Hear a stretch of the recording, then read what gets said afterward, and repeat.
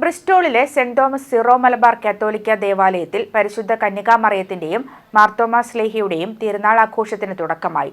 Reverend doctor Cristo നെരിയമ്പറമ്പിൽ മുഖ്യ കാർമ്മികനായി തിരുനാൾ ആഘോഷത്തിന് കൊടിയേറി.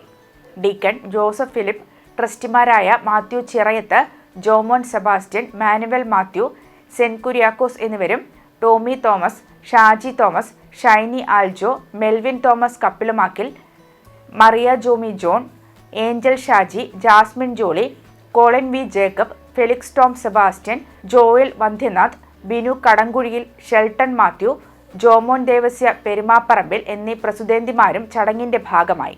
എല്ലാ ദിവസവും ആരാധന, ജപമാല, കുംഭസാരം, വിശുദ്ധ കുർബാന, നൊവേന എന്നിവ നടക്കും. ജൂലൈ 5 ഞായറാഴ്ചയാണ് പ്രധാന തിരുനാൾ ദിനം. രാവിലെ വിശുദ്ധ കുർബാനയും നൊവേനയും, ഉച്ചയ്ക്ക് തിരുനാൾ പ്രദക്ഷിണവും തുടർന്ന് സ്നേഹവിരുന്നും നടക്കും. ഉച്ചകഴിഞ്ഞ് 2 മണി മുതൽ എഡ്ഡ കാർണിവൽ സംഘടിപ്പിക്കും. ഭക്ഷണ സ്റ്റാളുകൾ, കലാവിനോദ പരിപാടികൾ, കുട്ടികൾക്കും കുടുംബങ്ങൾക്കുമായി വിവിധ ഗെയിമുകൾ എന്നിങ്ങനെയും ഒരുക്കിയിട്ടുണ്ട്.